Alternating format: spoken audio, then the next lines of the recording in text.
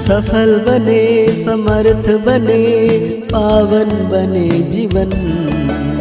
मीठी मुरली सुन के पाए सुख सघन। आज का चिंतन, आज का चिंतन। ओम शांति। Good morning. ज्ञान का सागर शिव बाबा आज हम बच्चों को कह रहे हैं, तुम्हारी सच्ची बात का तीर तब लगेगा जब दिल में सच्चाई सफाई होगी। तुम्हें सत्य बाप का संग मिला है, इसलिए सच्चे बनो। साथ में बाबा आज हम बच्चों को पूछ रहे हैं, तुम सब स्टूडेंट हो, तुम्हें किस बात का ख्याल रखना जरूरी है। बाबा कहते हैं कभी भी कोई गलती हो तो सच बोलना है। सच बोलने से ही उन्नति होगी। तुम्हें अपनी सेवा दूसरों से नहीं लेनी है। अगर यहाँ सेवा लेंगे तो वहाँ करनी पड़ेगी। तुम स्टूडेंट अच्छी तरह से पढ़कर दूसरों को पढ़ाओ तो बाप भी खुश होगा। बाप प्यार का सागर है। उनका प्यार ही यह है जो तुम बच्चों को पढ़ाकर ऊंच मर्तबा दिलाते हैं। आज बाबा ने बहुत प्यारा सा गीत याद किए हैं। किसने ये सब खेल रचाया, सब करके खुद को छिपाया। किसने ये सब खेल रचाया। भागते आजकल समाचार आते हैं कि हम गीता जयंती मना रहे हैं।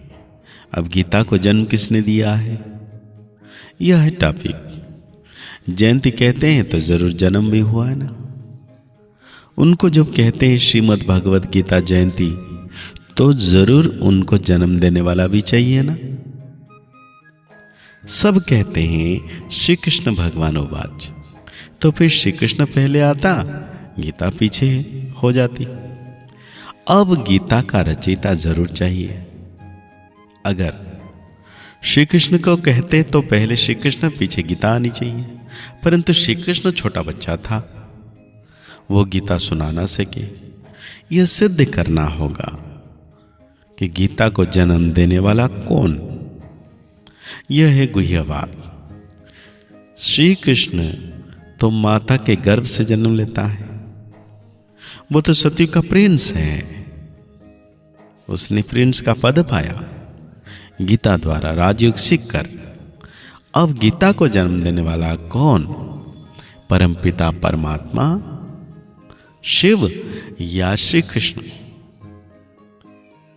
तो बाबा कहते हैं ये चिंतन का विषय है और चिंतन करना भी है और कराना भी है। श्री कृष्ण को वास्तव में त्रिलोकी नाथ त्रिकालदर्शी भी नहीं। तो बाबा कहते हैं श्री कृष्ण में व लक्ष्मी नारायण में यह नॉलेज है ही नहीं। हाँ, जिन्होंने यह नॉलेज बाप से पाई वो विश्व के मालिक बन गए। जब सदगति मिल गई फिर यह नॉलेज बुद्धि से गुम हो जाती है। सबका सदगति दाता वो एक ही है। वो पुनर्जन्म लेने वाला नहीं है। पुनर्जन्म शुरू हुआ सतयुग आदि से, कलयुग अंत तक 84 जन्म लेते हैं। यह समझानी देनी पड़ती है। बाबा कहते हैं पहले ही लिखे कि श्री कृष्ण भगवान उवाच, यह एकदम रंग है। रंग भी होना ही है जरूर। जब सब शास्त्र रंग हो तभी बाप आकर राइट सुनाए। बरबर ब्रह्मा द्वारा वेद शास्त्र का सच्चा सार सुनाते हैं, इसलिए उन्हें सत्य कहा जाता है। अब तुम्हारा है सत्य के साथ संग, जो तुमको सत्य बनाते हैं। प्रजापिता ब्रह्मा और उनकी मुख वंशावली है जगदम्बा सरस्वती। प्रजापिता ब्रह्मा के सभी बच्चे आपस में भाई बहन ठहरे। कहाँ भी मंदिरों में जाकर भाषण करना चाहिए। घूमने फिरने भी वहाँ बहुत आते हैं। एक को समझाया तो सत्संग लग जाएगा। शमशान में भी जाना चाहिए। बाबा युक्ति बता रहे हैं कहाँ कहाँ सेवा करनी चाहिए। वहाँ मनुष्य को वैराग होता है, परंतु बाबा कहते मेरे भक्तों को समझाने से वो फट से समझेंगे। तो शिव बाबा के मंदिर, लक्ष्मी नारायण के मंदिर में जाना पड़े। शिव को कहते हैं जरूर मम्मा भी होगा, वो है गुप्त।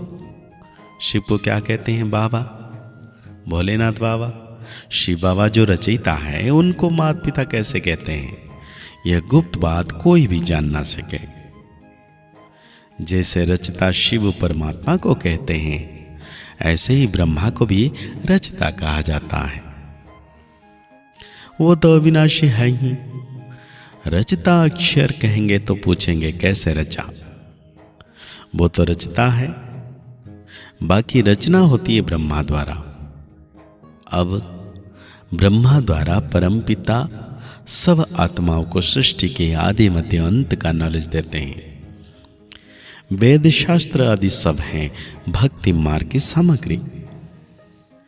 भक्ति मार्ग आधा कल्प चलता है। यह है ज्ञान कांड। जब भक्ति मार्ग पूरा होता है तब सब पतित तम प्रधान बन जाते हैं। तब मैं बाप आता हूं। पहले स्वतो प्रधान से स्वतो रजो तम में आते हैं।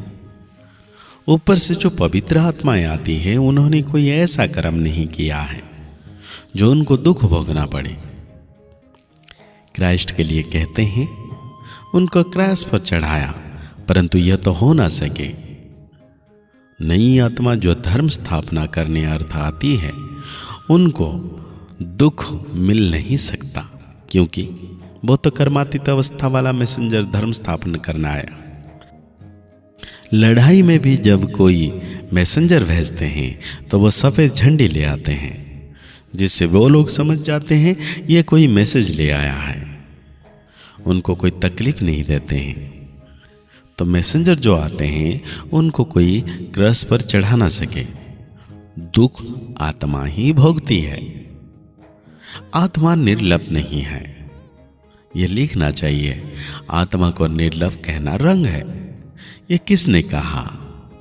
शिव भगवान उवाच। यह पॉइंट्स तुमको नोट करनी चाहिए। लिखने के लिए बड़ी ही विशाल बुद्धि चाहिए। बाबा कहते हैं टीचर तो बाबा है, प्योर सोल, और यह है इम्प्योर जो प्योर बन रहा है। जो समझ गए हैं वो वित नहीं करेंगे, नहीं तो समझेंगे कि ये तो सिखाया हुआ है। तो बाबा कहते हैं बड़ी अच्छी रीति से श्रीमत पर चलना है। कहते हैं ना कि बाबा चाहे प्यार करो चाहे ठुकराओ, यहां तो सिर्फ समझाने दी जाती है, तो भी कई मुर्दे बन जाते हैं। बच्चों को तो लिखना पड़ता है बाप प्यार का सागर है, अर्थात पढ़ा कर ऊंच मर्तबा दिलाते हैं, यही प्यार है। बाप जब पढ़ाता है तो पढ़कर औरों को भी पढ़ाना है। बाप को खुश करना है। बाप की सर्विस में तत्पर रहना है। बाप की यही सर्विस है कि अपने तन मन धन से भारत की सच्ची सेवा करो। तुम्हें तो बुलंद आवाज से समझाना चाहिए। सभी नंबरवार हैं, राजधानी में भी नंबरवार होंगे। टीचर समझ जाते हैं ये देवी राजधानी में क्या नंबर लेंगे। सर्विस में समझ सकते हैं कौन कौन मुख्य बनेंगे। खुद भी समझाते हैं कि हम बाबा मम्मा जितनी सर्विस नहीं करते हैं। तो बाबा कहते हैं आगे चलकर तुम सबका सारा ही मालूम पड़ेगा, जो भी पुरुषार्थ कर रहे हो। हम श्रीमत पर ना चलें सब क्लियर हो जाएगा। तो आज बाबा हम बच्चों को धारणाओं में कहते हैं प्यार के सागर, बाप के प्यार का रिटर्न करना है। अच्छी तरह पढ़कर फिर पढ़ाना है। श्रीमत पर चलना है। सच्चाई और सफाई से पहले स्वयं में धारणा कर, फिर दूसरों को धारण करनी है। एक बाप के संग में रहना है। आज बाबा हम बच्चों को वरदान दे रहे हैं निमित्त आत्माओं के डायरेक्शन के महत्व को जान, पापों से मुक्त होने वाले सेंसिबल भव। जो सेंसिबल बच्चे हैं वे कभी भी यह नहीं सोचते कि यह निमित्त आत्माएं जो डायरेक्शन दे रही है शायद कोई के कहने से कह रही है। निमित्त बनी हुई आत्माओं के प्रति कभी व्यर्थ संकल्प नहीं उठाने चाहिए। माने कोई ऐसा फैसला भी दे तो भी देते हैं जो आपको ठीक नहीं लगता है, लेकिन आप उसमें जिम्मेवार नहीं हो। आपका पाप नहीं बनेगा, क्योंकि जिसने इन्हें निमित्त बनाया वो पाप को भी बदल देगा। ये गुप्त रहस्य, गुप्त मिशनरी है। तो आज बाबा हम बच्चों को स्लोगन दे रहे हैं, अनिष्ट वो है जो प्रभु पसंद और विश्व पसंद है, आराम पसंद नहीं। तो आज के मुरली के अनुसार हम सो मान लेंगे, मैं प्रभु पसंद आत्मा हूं, प्रभु की श्रीमत पर चलने वाली आत्मा हूं। मुरली को और गहरी रीति से चिंतन करते हुए निरंतर सर्वशक्तिवान मीठे बाबा की याद में 24 घंटा रहना है कि बाबा मेरे साथ है। मुस्कुराते रहिए, आगे बढ़ते रहिए, पुरुषार्थ करते रहिए, खुश रहें, स्वस्थ रहें, मस्त रहें। ओम शांति, ओम शांति, ओम शांति।